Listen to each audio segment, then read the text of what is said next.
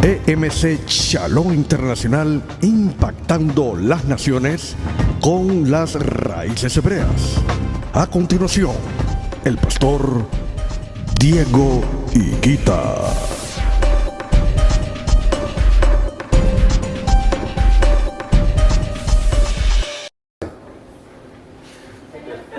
Mi amor, ¿viene Gina? ¿Viene Gina? ¿Hablaste con ella? Mandé un mensaje, ya viene Erika. Erika y Edwin. Y viene Lara, pues dice Lara, pues Lara. También vienen, pero siempre llegan tarde. Sí, 8:30 llegan. Ellas siempre llegan tarde. De aquí a las 8:30 ya está aquí, esto lleno. Bueno, Sí. de todas maneras ya empezó nuestra transmisión a través de Facebook. Le damos gracias a todas las personas que se van conectando. Y vamos a esperar unos minuticos para que ustedes compartan este video importante. Hoy estamos desarrollando la segunda... Ah, no, todavía está en el video de entrada. Ya. Introducción a las raíces hebreas. Introducción a las raíces hebreas, segunda parte. Y vamos a esperar unos minuticos para que usted pueda compartir este video con más personas. Y vamos a tener una clase interesante, importante, del porqué de las raíces hebreas en este tiempo. Entonces, mientras que los hermanos en Facebook van haciendo esas conexiones, quiero saludarlos a ustedes, darles la bienvenida. Ojalá que los que empezaron la semana pasada no pierdan el hilo esta, y los que empiecen hoy no vayan a perder el hilo la otra, porque tratar de resumir 6.000 años de historia bíblica en 2 horas, imposible, en 6 horas, imposible, y en toda una vida, imposible. Entonces es bueno que el Eterno nos ayude para mantener continuidad, porque este es un tema muy, muy importante para este tiempo, para todo el pueblo que ama al Eterno, para todo el pueblo que valora el sacrificio del Mesías en el madero hace 2000 años. Entonces es muy importante que nos enfoquemos en aprender. Las clases las hemos llamado Pregúntele al Pastor. ¿Por qué? Porque en los procesos de transición del conocimiento básico que nos deja el cristianismo, y en este tiempo donde la informática muestra tantas tendencias religiosas, tantas ideas espirituales que tienen bajo el mismo documento llamado Biblia, sabemos que existen más de 49.000 denominaciones cristianas, 49.000. Y todas del mismo libro. Y son cristianas, todas creen en Cristo. Entonces surgió una pregunta la semana pasada, después de que finalizamos la clase. ¿Cómo sé yo que lo que estoy estudiando es la verdad? Una buena pregunta. ¿Cómo yo constato de que lo que yo estoy estudiando, o lo que me están enseñando, o lo que estoy visualizando en la Biblia, es la verdad? Lo que primero tiene que tener el pueblo del Eterno es el Ruach de la verdad, el Espíritu de la verdad, porque Él es el que guía a toda verdad. Cuando nosotros tenemos el Espíritu del Elohim invisible, créanme que cuando hay una mentira filtrada, el Espíritu la rechaza. Pero tiene que haber una serie de situaciones de carácter académico establecidas para hacer un buen juicio de lo que estamos estudiando. Entonces yo les decía la semana pasada, estudiar la Biblia es más que un concepto espiritual o un concepto de supuesta unción o de la presencia del Eterno en medio de nosotros. No, eso está. Pero vamos a estudiar un documento. Y para estudiar un documento como la Biblia, se necesitan muchos conceptos detrás de ella. Entonces hablábamos de que la Biblia debe ser entendida primero desde un plano histórico, cultural, lingüístico,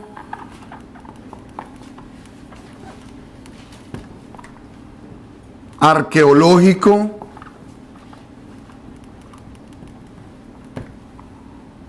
y en este cultural lingüístico unos conceptos que se conocen como, voy a ponerlo acá con un asterisco, modismos o hebraísmos. Voy a poner de una vez hebraísmos. ¿Para dónde va Vicente? ¿Dónde va la gente? Eso es un modismo. Yo no tengo necesidad de decir toda la frase para que esa cultura entienda lo que yo estoy diciendo. Mami, ya voy para la casa. Échele agua a la sopa. ¿Qué quiere decir cuando un hijo la llama a usted? Mami, voy para la casa, échele más agua a la sopa. ¿Qué le está diciendo a su hijo? Que viene con alguien. Se llama lenguaje explícito y lenguaje implícito.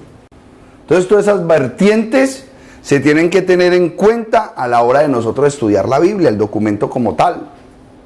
Entonces la semana pasada, aparte de este mensaje, hablábamos de 4 aspectos importantes a la hora de estudiar cualquier tipo de texto. Que teníamos que entender que había un lenguaje explícito, un lenguaje implícito, un carácter de texto subjetivo y objetivo. Y que todo esto es necesario nosotros tenerlo en la mente a la hora de nosotros estudiar un texto. Dice la sabiduría hebrea que hay una Biblia debajo de la Biblia. Hay una información implícita dentro de los textos bíblicos que solamente vienen a nuestra vida a través del estudio, la revelación y el discernimiento. Muy importante nosotros entender esos parámetros, esos conceptos. O sea, hay mucha cosa secreta. Hay cosas en la Biblia que se conocen como encriptadas, conceptos encriptados, guardados ahí, que solamente salen a relucir a la hora que yo aplico todos estos formatos en el estudio sistemático de la Escritura, en el análisis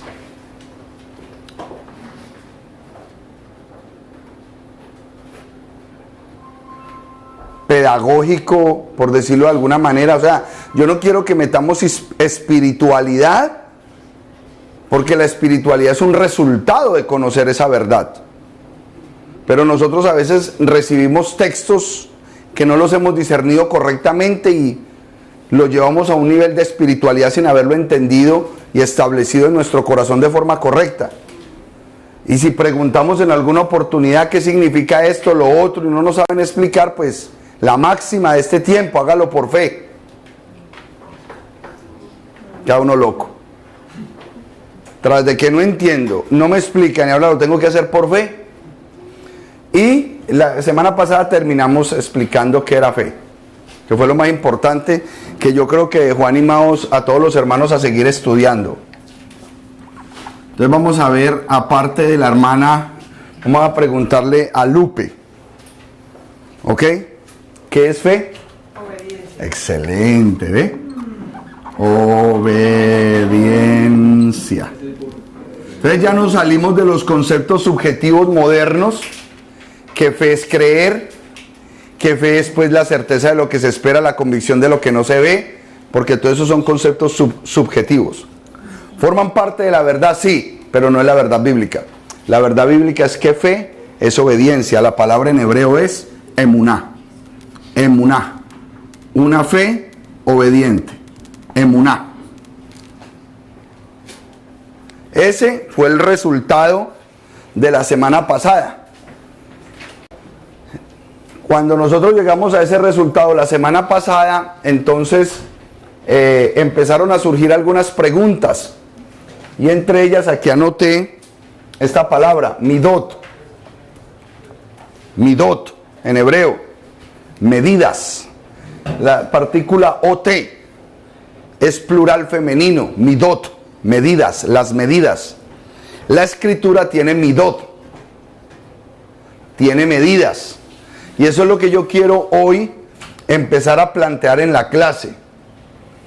¿Cuáles son las medidas de la Escritura? ¿Cómo está medida la Escritura? ¿Qué tamaño tiene la Escritura? Y cada uno va a empezar a concluir muchas de las cosas que la Escritura tiene. ¿Les parece bien? Empecemos por ahí, por las medidas hoy. Las midot. No voy a borrar esta parte porque la quiero dejar como marco de referencia. Marco de referencia. Dice la sabiduría hebrea que la Biblia o la Tanakh se conoce o se entiende por la misma Tanakh. La Biblia se explica por la misma Biblia. Es decir, todo lo que nosotros leemos en la Escritura, que a veces no la vemos con plenitud o claridad, la idea es porque no conocemos algún versículo o algún pasaje que encaja en ese lugar. ¿Ok? Y eso es lo que vamos a empezar a descubrir a través de estudiar la Escritura con la mente correcta. ¿Cuál es la mente correcta para estudiar la Escritura? ¿Una mente qué? Hebrea. ¿Por qué? La mente debe ser una mente hebrea. ¿Por qué? Porque el documento es hebreo. Porque se le entregó a una cultura específica a Israel. Porque se dio en un lugar de la tierra específico, el Medio Oriente. Porque la cultura que se manejaba hace 3.300 años estaba rodeada de una serie de circunstancias y experiencias que determinaron el entendimiento bíblico para aquella época. Entonces, lo que estamos desarrollando es una mente hebrea. La mente hebrea está muy por encima de la mente griega. Porque la mente griega es una mente filosófica. Son unos conceptos filosóficos que fueron utilizados para tratar de entender un documento hebreo. Y ahí fue donde se generó gran problema. Simple. Uno de los errores grandes de pensamiento griego. Y esto es una medida. La medida de Dios. ¿Ok? Una medida errada que nos da el pensamiento griego. Él es el Aleph. No, perdón, él es el alfa y la omega. El pensamiento griego dice acerca de la deidad. Él es el alfa y la omega. Oh. Y cuando nosotros entramos al cristianismo, escuchamos esa frase. Oh, él es el alfa y la omega. Empezamos como a flotar. O resulta que estamos minimizando a la deidad. Porque le estamos diciendo que Él es el principio y el fin. Cuando tú encierras al eterno entre el principio y el fin, tú le estás quitando lo eterno. La eternidad acaba de sufrir una fisura. Porque Él no tiene ni principio ni fin. Los conceptos eternos no están ligados ni a tiempo ni a espacio. Esto es un error. Pero cuando escuchamos por qué ellos tradujeron esto, resulta que la Escritura dice, Él es el Aleph y la Taf. Él es el Aleph y la Taf. El Aleph es cabeza, supremacía, supremo, superior, todo lo que encierra esa palabra de cabeza. Y la Taf va directamente relacionada con eternidad. Él es la cabeza, la supremacía y la eternidad. No está rompiendo con el fenómeno eterno de Yahweh. Lo mantiene en su lugar.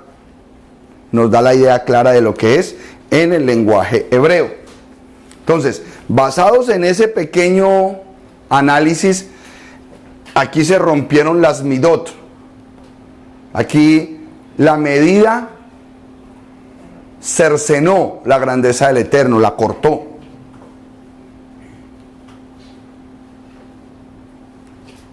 ¿Me explico? Muchos ejemplos nosotros vamos a ir teniendo en cuenta a la hora de nosotros visualizar el pensamiento griego que hemos recibido versus la verdad hebrea. Para eso, por el momento, nosotros debemos aprender a utilizar este documento.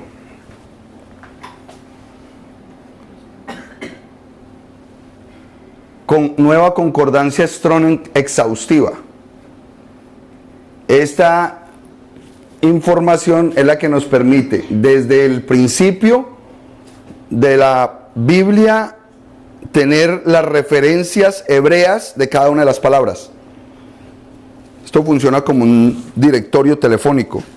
Aquí están todas las palabras de la A a la Z.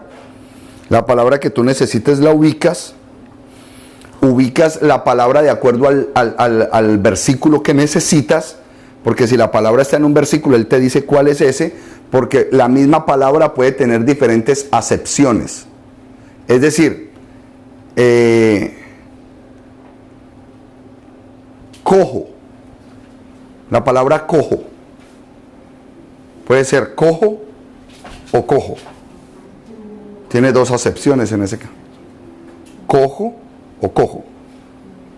¿Ok? Entonces, lo mismo pasa.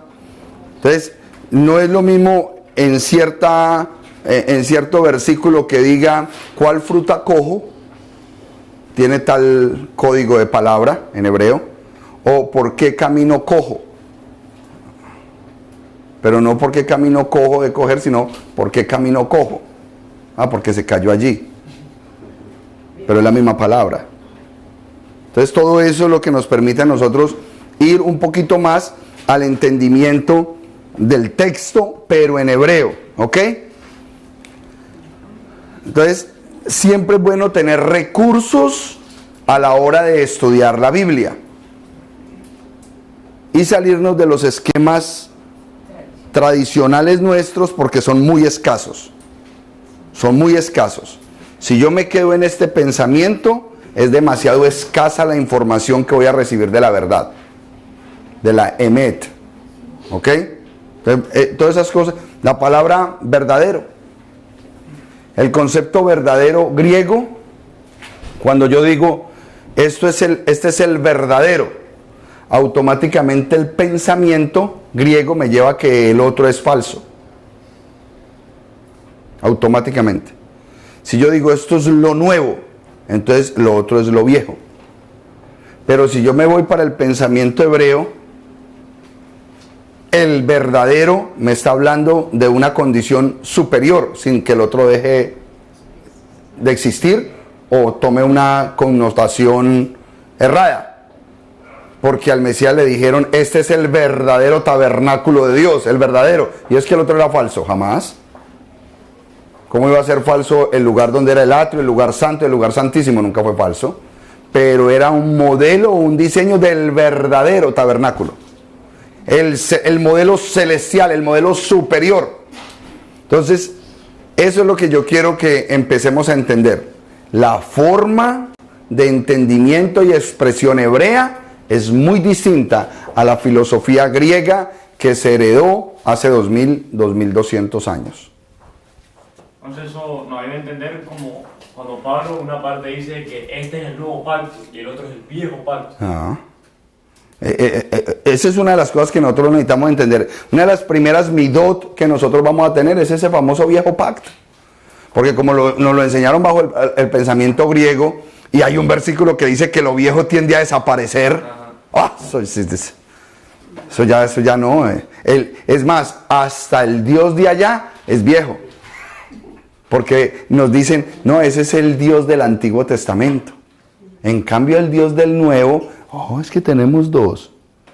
¡Wow! Interesante. El Dios del Viejo Testamento y el Dios del Nuevo. Como si no hubiese un versículo que dijese que Él es el mismo de ayer, de hoy y de siempre. ¿De dónde está saliendo? De los pensamientos griegos. Y eso es lo que tenemos que auditar. Lo único que nosotros hacemos con estas clases es hacer auditoría.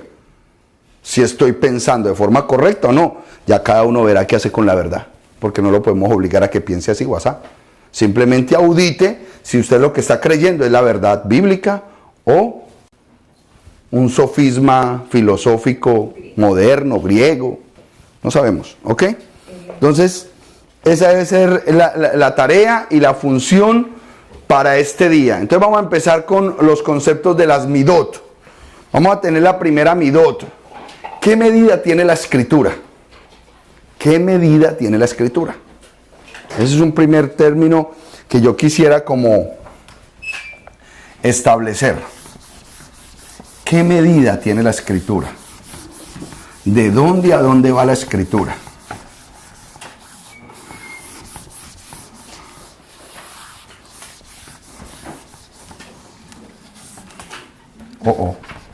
Así.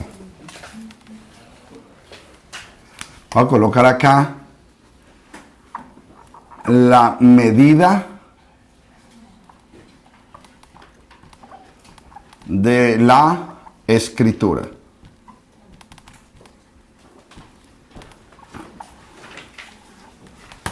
¿Qué es lo que nosotros conocemos cuando leemos la Biblia?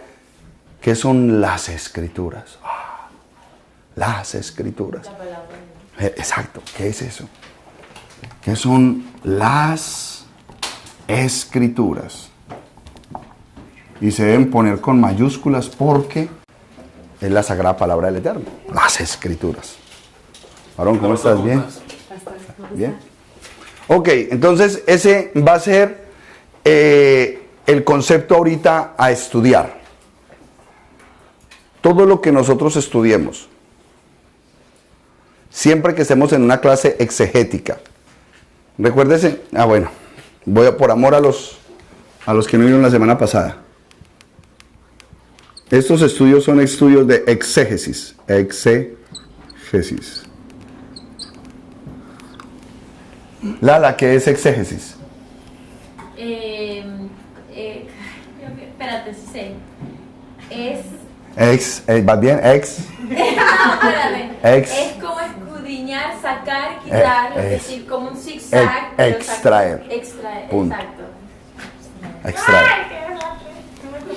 Exégesis es ¿qué? Extraer. Vamos a extraer algo. La emet, la verdad. La exégesis es extraer verdades de la escritura. No obligar a las personas a que hagan X o Y cosa con la verdad. Problema de cada cual. Pero aprender a extraer la verdad. Es lo único que nos importa en exégesis. Hacíamos un ejemplo con respecto a lo que es un joyero. Tú puedes llevar un cofre de joyas a donde un joyero y tú pensar, aquí no hay nada, esto es viejo, esto no vale. Alguien, un amigo tuyo te dice, te voy a dar $1000 por eso. Tú dices, no, yo no las vendo porque tienen un valor sentimental para mí, pero eso no vale nada más.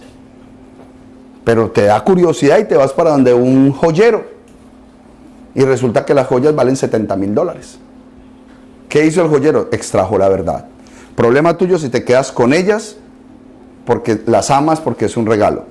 Si se las vas a dar a tu amigo por $1000 que te las ofreció, o vas a empezar a negociarlas porque valen $70,000. Es tu decisión. Él solamente ¿qué hizo? Extraer la verdad. Lo que tienes ahí vale $70,000. Es tu problema, es tu producto, es lo que tú quieras hacer con ello. Entonces, cuando hacemos exégesis, ¿qué extraemos? La emet, la verdad. La verdad. Recuerden lo que le dijo Poncio Pilato a Yeshua. ¿Qué es la verdad? Esa frase se queda ahí. ¿Qué es la verdad? Un impío, como Poncio Pilato, le dice a él, ¿qué es la verdad? Pero él ya había dicho por allá en Juan 14, yo soy el camino, yo soy la emet y yo soy la vida. Yo soy la verdad. Entonces, ¿qué es la emet? Son palabras bien fuertes. Yo soy la verdad. Y la palabra emet cruza directamente con Torah o escrituras. Él estaba diciendo, yo soy las escrituras. Yo soy las escrituras. Cumpliéndose Juan 1:1. En el principio era la palabra. y la palabra estaba con Dios, y la palabra era Dios. Cuando tú conoces la emet, la verdad, tú cruzas los versículos y ahora entiendo este versículo, ahora entiendo por qué dijo esto. Eso es lo que hace la verdad bíblica. Entonces, vamos a entender qué son las escrituras. Nosotros, ¿qué conocemos del documento bíblico? Nosotros del documento bíblico conocemos dos secciones. Vamos a hacerlo como lo conocemos de manera griega. Antiguo Testamento y Nuevo Testamento. Eso es lo que nos han enseñado en el segmento occidental en el que vivimos. Nosotros vivimos en una cultura occidental, pero la Biblia fue dada en una cultura oriental. Tenemos que tener en cuenta eso.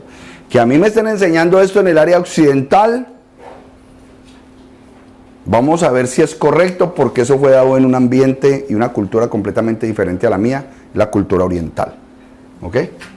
Problemas graves tiene el hecho de yo querer acoplarme en esta cultura lo que se dijo en aquella cultura. Es difícil, ¿ok? Entonces, podrían ser en griego estas unas aparentes medidas. Entonces tendríamos aquí a Génesis, aquí tendríamos a Malaquías, al ladito de una hoja que analizaremos más adelante, y luego Mateo, para terminar en Apocalipsis. Esas vendrían a ser las medidas de nuestras escrituras, las nuestras, la Biblia que conocemos. Pero interesante porque hasta 1950 estas escrituras eran 72 libros, pero después de 1950, después de un concilio, quedaron 66 libros. Se restaron 6 libros. Los llamaron como apócrifos. Apócrifos. ¿Ok? Esa es una realidad que nosotros estamos viviendo, y hace poco tiempo fue eso. Es decir, tenemos una Biblia cristiana y tenemos una Biblia católica. Son dos documentos que difieren en 6 libros. Ahora, la pregunta fue: pastor, ¿cuál es la mejor Biblia? Todas. Porque nosotros lo tenemos que escudriñar todo, retener lo bueno y desechar lo malo. Resulta que hay Biblias que tienen ciertos pasajes y ciertos versículos excelentes. Hay otros que, olvídate, una bestialidad lo que tradujeron ahí o lo que quisieron interpretar. Por ejemplo, la nueva versión internacional. Tiene unos horrores, porque en su anhelo de interpretación lo hicieron bajo la perspectiva griega, casi que hispana, porque ya ni siquiera griega, hispana, y se alejaron completamente de una verdad escritural. Y eso es delicado. Vamos a encontrar versículos que difieren de una manera tan tremenda una versión de otra, que tenemos que tener cuidado, pero las debemos estudiar todas. Pastor, ¿cuál usted recomienda? Todas. Pero siempre tenga a la mano una Biblia católica. ¿Por qué es importante la Biblia católica? Porque la religión católica diseñó un modelo religioso en el cual este documento estaba cerrado, sellado y escondido a sus creyentes, aún a su propio clero. Ellos trabajaban con otros documentos como el misal, el catecismo, pero esto era algo aparte, esto nadie lo leía de ellos. Aparte de eso, alrededor de estas fechas, quizás hasta 1960, todavía la misa era así. El curita se miraba, era para el otro lado, y empezaba: Requiem eterna dona y dome, luz perpetua lucia dei, Requiem canti in paz. Amén. Se disparó el automático. Pero dijeron amén sin saber qué era lo que estaba diciendo él. Entonces la información religiosa que teníamos era cero, nula. todo lo hacíamos culturalmente, pero no había una realidad de entendimiento.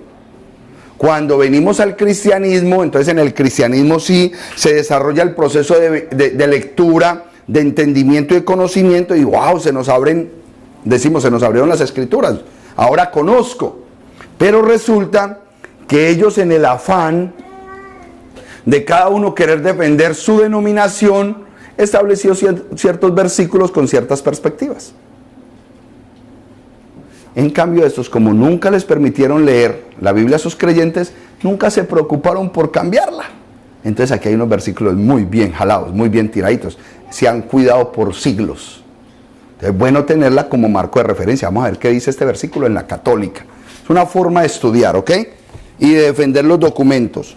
Bueno, sigamos entonces con el entendimiento acerca de lo que nosotros entendemos como las escrituras, las sagradas escrituras. Pero entonces, esto es lo que tenemos hoy. Pero vamos a averiguar si esto es una realidad. Lo que primero tenemos que hacer es averiguar si es una realidad. Y para lograr ese propósito vamos a establecer midot. ¿Qué es midot? Midot. Vamos a establecer medidas. Cualquier cosa que nosotros hagamos, cualquiera, en estudio lo hacemos por áreas, por tópicos, ¿ok? Si nos vamos a enfocar a estudiar el documento, solamente estudiamos el documento. Aquí no vamos a preguntar por el Espíritu Santo, aquí no vamos a preguntar por los milagros, por los dones, no. Estamos estudiando el documento, el libro, el formato códice. Eso es lo que vamos a hacer, ¿ok? El día de mañana, si vamos a estudiar a la deidad, a Yahweh, solamente hacemos preguntas y nos enfocamos en estudiar a Yahweh. Esa es la única forma de verdaderamente prosperar en el conocimiento hebreo. No es como los discipulados cristianos, donde se pregunta de todo, se habla de todo y no se aprende nada. Porque se dispersa tanto la conversación que nunca sales con un principio verdadero. La semana pasada tocamos temas muy elementales para entrar a las raíces hebreas. Pero ¿qué aprendimos, Carolina? ¿Qué es fe? La obediencia. Punto. Perdón. Ustedes están súper conectadas. Me llamo Carolina. Ah, también. Ah, bueno, entonces Lala y Carolina. Entonces, se fueron la semana pasada aquí, la gente, más chica, mira cómo tú haces, claro, ya sé que es fe, ya no me pueden engañar más. Es pues la fe, la certeza de lo que, del bien W que esperas, las llaves que ya tienes en tu mano. Puro bla, bla, bla, bla, bla moderno de los púlpitos.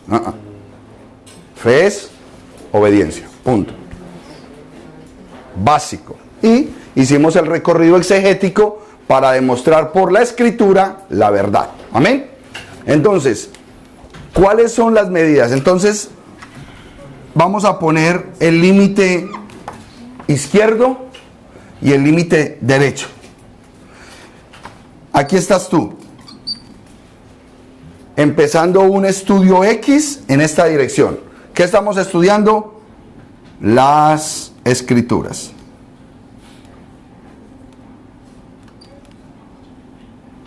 Las escrituras. Yo no me puedo salir de las medidas. Yo no me puedo salir ni a derecha ni a izquierda. Es decir, la misma escritura me mantiene a mí entre unos parámetros de estudio bíblico sanos, buenos, para yo saber que voy en camino hacia la verdad. Porque quiero investigar verdaderamente qué son las escrituras. Si las escrituras sí es como me dijeron a mí, desde Génesis a Apocalipsis, o si hay una relevancia en ese recorrido, que es verdaderamente lo que Yeshua decía, las escrituras. ¿Qué son las escrituras? Y lo otro, pues valorar, lo que sobra, valorarlo como lo que es. ¿Ok? Entonces, primer límite. Hechos 17:29. Eso me lo va a buscar Dianita. Hechos 17:29. Y el otro límite es 1 Corintios 4:6. Eso me lo va a buscar alguien que tenga Biblia en mano, Lala. 1 Corintios 4:6. Y vamos a descubrir ese límite de la derecha y el límite de la izquierda. Para caminar solamente por el camino correcto hacia la respuesta que estamos buscando, las escrituras. ¿Ok? 4:6. Primera de Corintios 4:6, ¿qué dice? Dice, hermanos, todo esto lo he aplicado a Apolos y a mí mismo para beneficio de ustedes, con el fin de que aprendan de nosotros aquello de no ir más allá de lo que está escrito. No más allá de lo Que está escrito. escrito. ¿Continúa? Ya, no, hasta ahí. Primer límite, no ir más allá de lo que está escrito. Punto. Ese es un borde, ese es un límite. Yo no puedo pasar por encima de lo que está escrito. Es decir, lo escrito es lo que a mí me guía. No las ideas humanas, no los pensamientos. ¿Y cuál es el otro borde, hermana Diana? 17:20, ¿no? 17:29. Por lo tanto, si somos linaje de Elohim, Ojo que hay algo, una prebenda importante. Es decir, este límite es delicado, porque solamente es para el linaje de Dios. ¿Qué es linaje de Dios, hermano mío? ¿Qué es linaje de Dios? Pues somos hijos de Dios. Punto. Linaje de Dios, o sea, un impío, uno que no conoce a Dios, uno que no le interesa a Dios, ese límite va y viene. Él está dando una orden a los que son linaje de Dios. Ahorita vamos a hablar de ese linaje, porque me parece muy importante. ¿Qué es el linaje de Dios? Linaje de Yahweh Bahei. 17:29. Gina, ¿cómo está? Santiago. ¿Y qué pasó con la niña? Enfermó. Sí, me tocó jalar. Bueno, entonces usted va y le cuenta ahora a todos. Perfecto. Ok. Entonces, este límite aplica única y exclusivamente para el linaje de Dios. ¿Usted sabe cuántas personas hay que sin ser linaje de Dios estudian las escrituras? Muchas. Todo aquel que entra a estudiar teología, estudia una materia, una carrera, sin sentir verdadero feeling con la fe y querer vivir, como dice el libro, ¿no? Es una carrera, yo quiero ser teólogo, y en teología se estudian dioses. En teología usted no estudia solamente a Yahweh Bahei, el Elohim de Israel. Teología es para estudiar los dioses. O sea que en teología tú tienes que aprender de los dioses griegos, de los dioses hindúes, de los dioses chinos. Porque eso es teología, estás estudiando a los teos, a los dioses. Ah, que te metiste en una universidad cristiana. Ah, claro, siempre se van a enfocar más en Jehová. Pero si vas a una universidad bautista, se enfocan en Jehová, pero el Espíritu Santo no forma mucho protagonismo. Entonces, dependiendo de la universidad que tú te metas, pues te van a dar ciertos parámetros teos, ¿ok? Pero entonces es importante esta línea. Esto es solamente para el linaje de Dios. Ahorita vamos a entender quién es linaje de Dios. ¿Quién es? Porque muchos dicen, no, yo soy hijo de Dios. Yo soy hijo de Dios. Bueno, vamos a ver. ¿Qué dice la Escritura? Porque yo no puedo ir más allá de lo que está escrito. Vamos a ver si realmente eres hijo de Dios. ¿Ok? Entonces, sigamos leyendo. Linaje de Dios. no debemos pensar que la divinidad sea semejante a oro o plata o piedra, escultura de arte e imaginación humana. O imaginación humana. No imaginación. Es decir, usted va a estudiar cualquier tópico bíblico, usted no puede pasar por encima de lo que está escrito y usted no se puede imaginar lo que usted quiere imaginarse. Un maestro que llega a dar una clase y empieza, bueno, vamos a imaginarnos un huevo. La cáscara es Jesús, la clara es el Espíritu y la yema es Dios Padre. Ahí están, 3 estructuras diferentes, un solo huevo verdadero. Porque lo definen con el huevo, lo definen con el agua Imagínense en el hielo, el agua y el vapor. La misma sustancia, pero tres condiciones diferentes.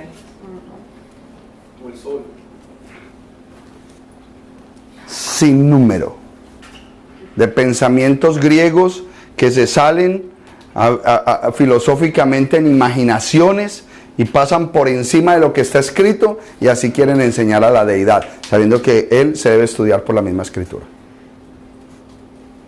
Esa es la responsabilidad. Yo sé que las enseñanzas que se dan en raíces hebreas, y especialmente cuando yo las doy, ofenden a muchas personas, porque tocamos las fibras más importantes.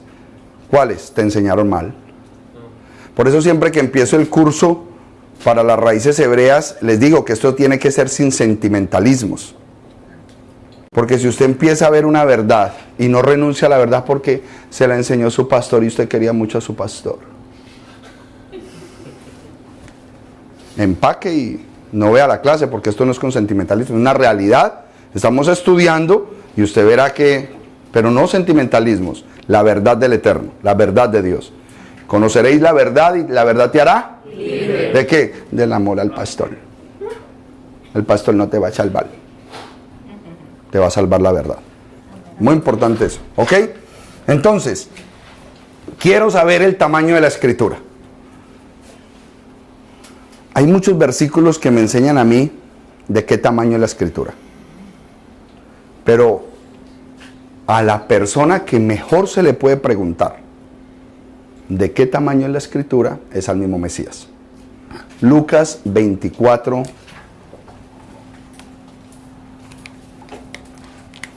Lucas 24, 44. Ok, entonces vamos a escuchar por boca del Mesías Yeshua de qué tamaño es la escritura. ¿Ok? ¿Quién lo tiene ya? 44. Sí. Yo. Cuando era como la hora sexta, hubo tinieblas. No, Lucas 24, 44. Yo lo tengo. Cuando todavía... ¿Sí era? Cuando todavía estaba yo con ustedes, les decía que tenía que cumplirse todo lo que está escrito acerca de mí en la ley de Moisés, en los profetas y en los salmos. La ley de Moisés, los profetas y los salmos. Alabanzas y salmos es lo mismo. Sí. Ahí es donde viene el juego de versiones, eso. Las alabanzas son los mismos salmos. ¿Ok?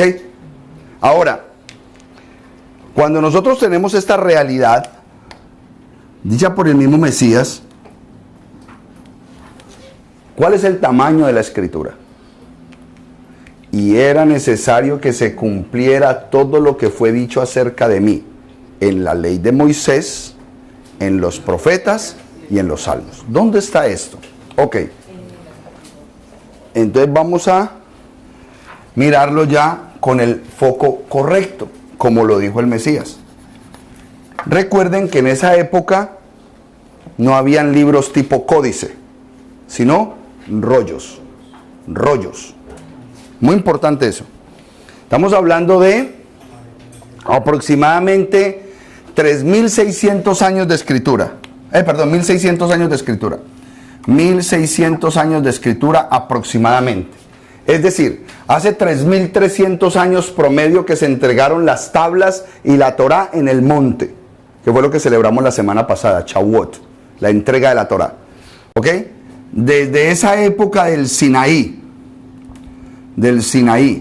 hasta aproximadamente el año 100 después del Mesías, con el libro de Apocalipsis o la revelación de Juan, más o menos estamos hablando de 1.600 años de escritura, por aproximadamente 40 escritores diferentes. La Biblia, Biblios, es una acumulación de libros religiosos espirituales de la cultura israelita, hebrea, donde se conglomeró la información que hoy conocemos como la Biblia o las Sagradas Escrituras, todas dando información acerca del único Dios de Israel. ¿Ok? Eso es la escritura. Y él me informa a mí que eran 3 rollos. El primer rollo se conoce como la ley de Moisés. Vámonos primero con lo que conocemos. Los profetas y los salmos.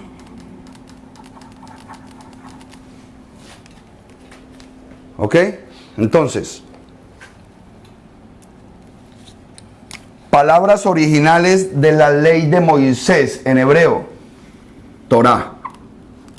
Torá. Diga conmigo, Torá. Torá. Con una pequeña jotica al final. Torá.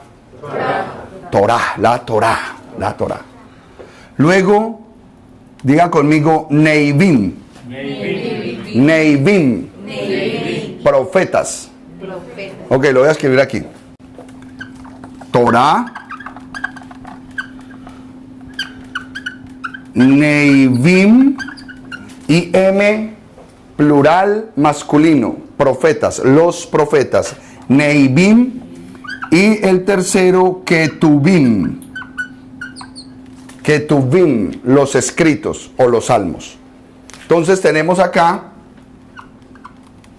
los Ketuvim, los salmos. El pueblo hebreo en su escritura, desde que el Eterno estableció la escritura, solamente usó consonantes. No existieron las vocales. Entonces quiere decir que el lenguaje hebreo era una especie de es un lenguaje fotográfico. Ahorita le ponen vocales, pero antes no. Antes el pueblo, por cuanto era su lenguaje, conocían estas 3 letras y le daban sonancia con estos vocablos que nosotros conocemos como vocales para que pudiera sonar. Entonces, vamos a encontrar muchas palabras en hebreo que son acrósticos o acrónimos. ¿Quién tuvo un novio o una novia que le hizo un acróstico? ¿Qué es la acróstico? Wow, yo no puedo creer eso. Yo tuve una novia que se llamaba Lina y le puse luz, imaginación bella.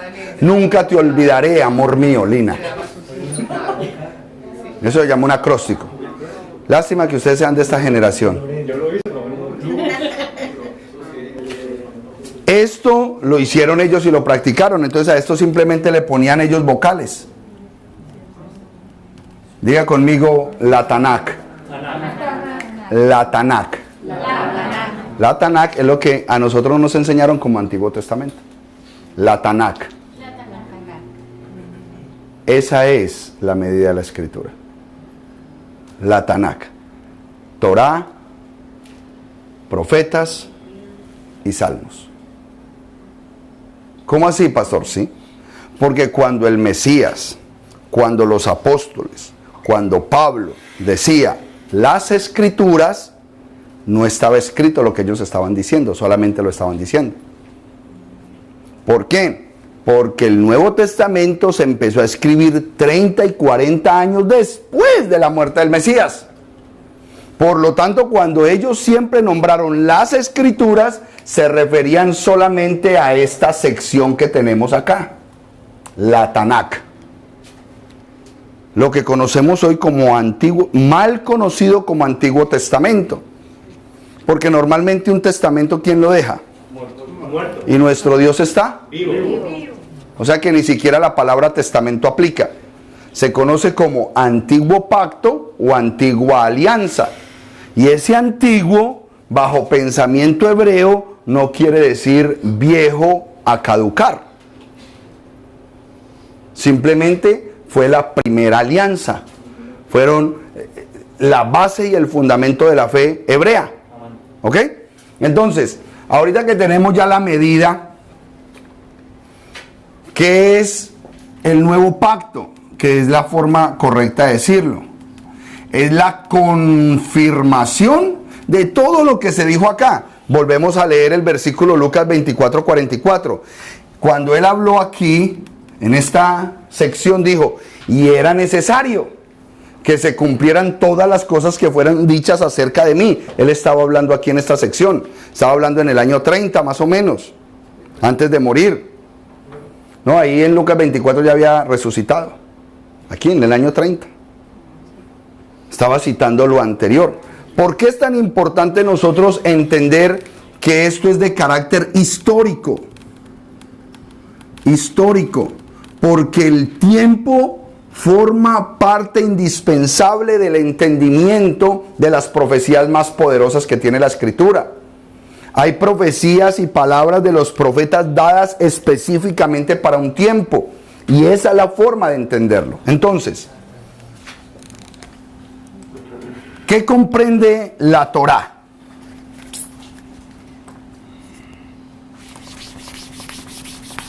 Por favor, me acuerdan al final de hacer esta evaluación de acá, quiénes son los hijos de Dios, para que nos vayamos con otra enseñanza hoy. O sea, que cada una de estas introducciones que damos salgamos con un principio activado en nosotros. El principio de la semana pasada fue: fe es obediencia. Ahora, hoy usted se va a ir de aquí sabiendo quiénes son los verdaderos hijos de Dios. Entonces usted no va a ser bobo. Usted va a decir: yo no soy un hijo de Dios. Pero es preferible decirlo, porque sales del área de negación y que no te estés engañando más pensando que tú eres hijo de Dios. Ah, tranquila. Y conoceréis la verdad, y la verdad te hará libre. ¿Ok? Entonces, la Torá.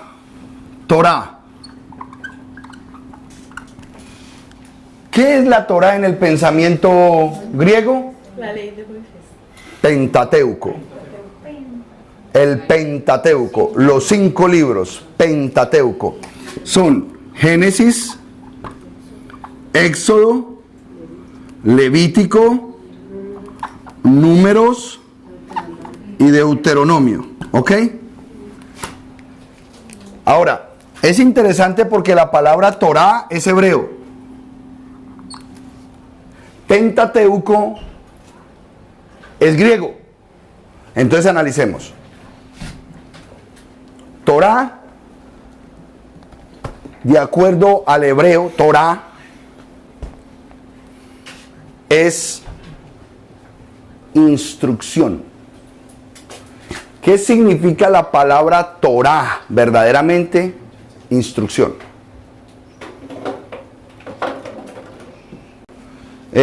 Robinson, cuando Christopher sale a jugar baloncesto, fútbol, ¿hasta qué hora lo dejas salir tú? Hasta que apaguen la luz en el bar. 8:30. 8:30. Eso es una Torá de él. Es una instrucción que él le da a su hijo. Eso se conoce como Torá. Instrucciones que un padre da a un hijo. Punto. Torá, instrucciones. Esas son las instrucciones de Papá Dios. Que la tradujeron como ley de Moisés o ley, ya vamos a entender el cambio cultural.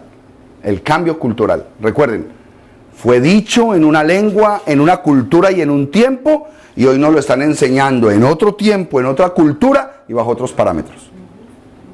Pero la palabra verdadera aquí son instrucciones. Torá. Ahora, lo que nos tradujeron como Torá, nos lo pusieron de acuerdo al pensamiento griego. ¿Cómo vamos a decirle esa palabra Torá? No. A ver, ¿qué hay aquí? 1, 2, 3, 4 y 5. Bueno, entonces son 5 penta. Y son libros, Pentateuco. Listo. Ya armaron la palabra griega. Pero Pentateuco son 5 libros. Y Torá es instrucción. ¿Quiere decir lo mismo? No. Pentateuco, 5 libros. Y Torá, instrucción. ¿Quiere decir lo mismo? Pues quiero que sepan que en la traducción del nombre del libro cometieron el mismo error. Génesis. Palabra original, Berechit.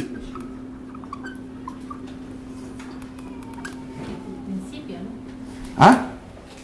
¿Cómo? En el principio. Porque la palabra es compuesta. En el principio. En el principio.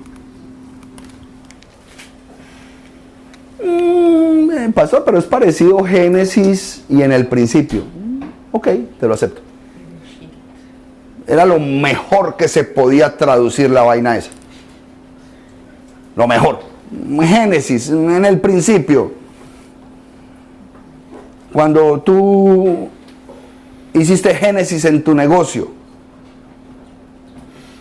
No suena bien.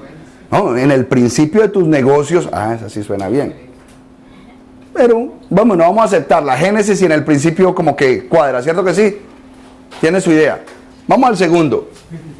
Éxodo. ¿Qué es Éxodo? Salida, ¿cierto? Y resulta que Éxodo en hebreo es Shemot, plural femenino, que quiere decir nombres. Los nombres. ¿En qué se parece salida a los nombres? ¿Se acuerdan la semana pasada de septiembre, octubre, noviembre y diciembre? Empezamos. Éxodo es salida. Shemot es los nombres. Cambio garrafal. Del cielo a la tierra. Segundo libro. ¿No dijiste que era Génesis? No. Génesis en el principio. Génesis. En la versión griega, ¿no? Sí, griega es Génesis. ¿Cuál sería en la versión hebrea para...? Berechit. Pero eso que traduce. En el principio. ¿Y los griegos cómo lo dicen? ¿Qué significa Génesis en sí? Génesis es, la palabra Génesis es un nacimiento, inicio, comienzo. ¿En español? En hebreo. En griego, no. La palabra Berechit es Berechit. Correcto. Ok, Berechit. Cuando tú quieres traducir Berechit correctamente al español, en el principio. En el principio. O sea que al libro que le deberían poner en el principio o Berechit le pusieron Génesis. Lo aceptamos. Ok. ¿Cuál fue el nombre? Ok, ¿cómo el pueblo hebreo le da nombre a algo? Por la primera frase. Nosotros en nuestro sistema cultural, si alguien escribió un nombre, si alguien escribió un libro, está buscando el nombre más impactante para poder vender. En hebreo no. En hebreo se conoce el nombre del libro por la primera frase. O sea que, ¿cómo empieza Génesis? En el principio, así se llama el libro, en el principio, Berechit. Bueno, entonces eso lo dejaron igual. Por eso dije yo, en el principio y Génesis, hay alguna versión que de pronto yo leí alguna vez que dice, estos son los Génesis de la creación. Aceptado. Pero la palabra original es, en el principio creó Dios los cielos y la tierra en el principio. Okay. Así se llama el libro. Ya. Al segundo libro, que nosotros conocemos como Éxodo, que Éxodo es salida, tiene el nombre de Shemot. ¿Por qué? Porque dice el segundo libro, usted puede ir, vaya al libro de Éxodo, ¿cómo empieza? Éxodo.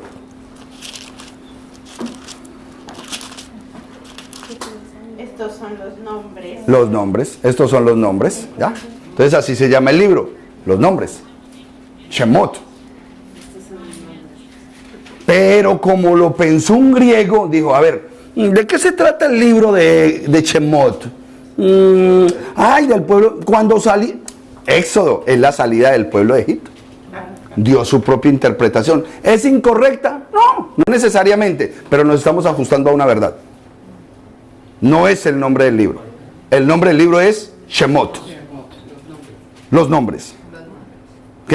Por eso le estoy diciendo, no es con sentimentalismos, es lo que es. El nombre correcto es los nombres. Levítico. ¿Cómo conoce? No me digas, voy a ir al Levítico.